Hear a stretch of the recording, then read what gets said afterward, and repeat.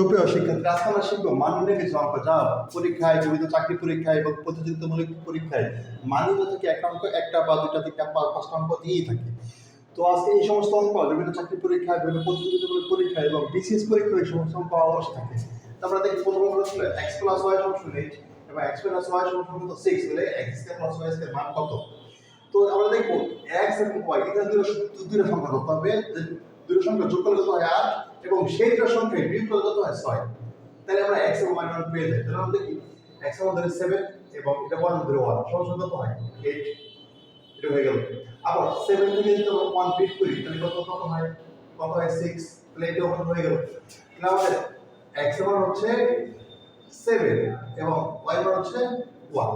তাহলে আমরা দেখি তাহলে x এর মান হচ্ছে 7, তাহলে 7 এর উপর 2 স্কয়ার প্লাস 1 2 স্কয়ার, তাহলে 7 কত হয় 49 প্লাস 1 কত হবে 50। কি হবে आंसर। এবার আমরা এটা ক্যালকুলেট করে দেখি।